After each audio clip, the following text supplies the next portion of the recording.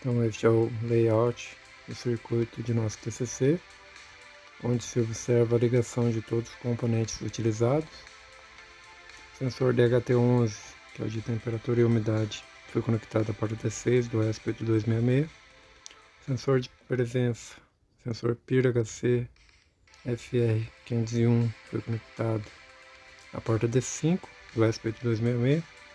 Sensor de fogo foi conectado à porta D7. O buzzer foi conectado à porta D4, o LED à porta D8, a porta analógica do ESP8266 foi conectada ao pino de sinal do multiplexador CD74HC4067. O sensor MIC2 foi conectado à saída analógica Y0 do multiplexador. O sensor MIC7 foi conectado à saída analógica Y3 do multiplexador. E as demais portas foram S0, S1, S2 e S3 do multiplexador foram conectados às portas D0, D1, D2 e D3 do ESP8266. Todos os sensores terão que ser alimentados com 5 volts.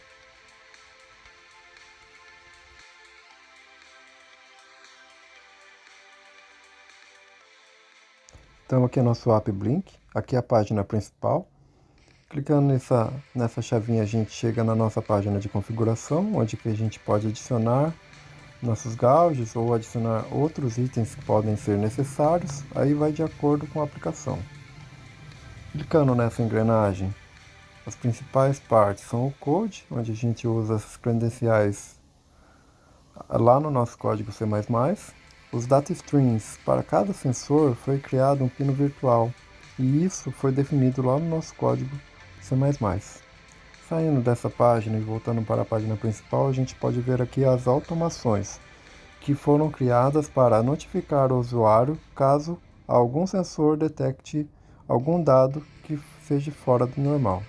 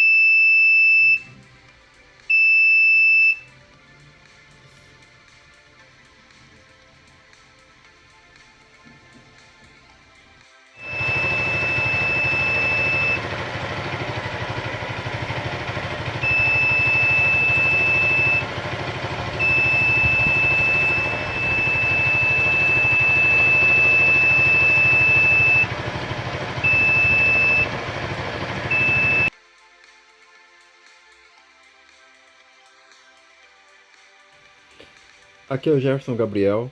Na sequência do vídeo, vou tentar explicar os principais pontos desenvolvidos utilizando a linguagem C++ para correto funcionamento de nosso protótipo do TCC.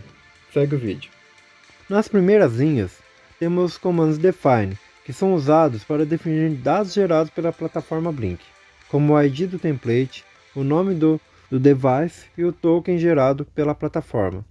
Na sequência, tem-se a inclusão das bibliotecas necessárias no código para o funcionamento correto do ESP8266, com o seu Wi-Fi e do sensor DHT. Os comandos shareout têm-se que atribuir o token gerado pela plataforma Blink. O comando constchar SSID e constchar password insere-se o nome da rede Wi-Fi e a senha. Em seguida, no código com o comando DHTPIN12, define-se o pino digital D6 conectado ao ESP8266. O comando DHTType define-se o tipo de sensor, e depois criou-se um objeto DHT, instância da classe DHT, que recebe dois parâmetros, DHTPIN e DHTType. Seguindo o código, define-se uma variável PINPIR para o sensor de presença, que será conectado à porta D5 do ESP8266. Para o multiplexador CD74HC4067, definiu-se as portas S0, S1, S2 e S3 conectadas às portas D0, D1, D2 e D3 do ESP8266. Além disso, foi criada uma variável para o pino analógico A0 do ESP, nomeada como Smoke A0, e uma variável para o LED, definido na porta D8 do ESP. Como os sensores de gás são analógicos e estão conectados ao multiplexador, foi necessário definir duas variáveis, sensor 0 MQ2 e sensor 1 MQ7. Foram definidas variáveis para o sensor de chamas, buzzer e sensor DHT, e uma variável definida como sensor GLP igual a 400, pois será usada na lógica do sensor MQ2. Na função void setup, inicia a comunicação serial com o comando serial begin. Com o comando DHT begin, se inicia o sensor DHT e o blink begin para iniciar o blink. Os comandos timer.setInterval, definidos para o sensor MQ2 e MQ7, são necessários, pois os pinos do multiplexador não funcionam ao mesmo tempo. Então, define-se que a função sensor 0 MQ2 executa a cada 1 segundo e sensor 1 MQ7 executa a cada 2,5 segundos. Por fim, no setup, um laço while para verificação da conexão com Wi-Fi. Na função void loop, cria-se uma variável booleana chamada valor peer, responsável por armazenar o valor lido pelo sensor de presença através do comando digital read. Em seguida, uma condição if, que verifica se o valor peer igual a high, ou seja, verdadeiro, significa presença detectada. Assim acende o LED e aciona o buzzer do circuito, e notifica o usuário pelo app. Para o blink captar os dados dos sensores, define-se um pino virtual V0 para este sensor com o comando blink virtual write V0, onde é a definição do pino e valor peer pega o valor desta variável. Na explicação do app, vai ficar mais claro o porquê de se definir pinos virtuais aqui no código. Para o sensor de chamas, define-se uma variável inteira digital sensor, onde se realiza a leitura do sensor com o comando digital read. Para o sensor de chamas, define-se o pino virtual V7 do blink e insere-se uma lógica if, que se o sensor detectar fogo, aciona o buzzer e acende o LED, e notifica o usuário pelo app. Foi definido 0, pois o sensor de chamas adquirido para o TCC veio com lógica contrária. Por isso, se for 0, indica a presença de fogo ou de chamas.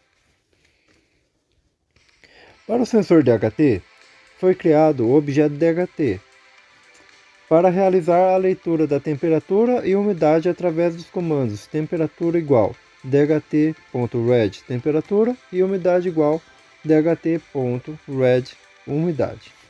Para o sensor DHT, foi definido o pino virtual V5 para a umidade e V6 para a temperatura. Em seguida, no código, temos a função getSensor0MQ2 para definirmos a lógica do funcionamento do sensor MQ2.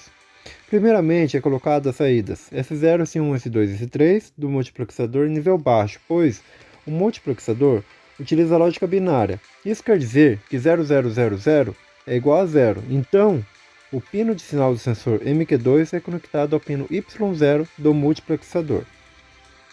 Com a variável sensor0MQ2, atribuiu-se o comando AnalogicRead para ler o que está contido na variável SmokeA0.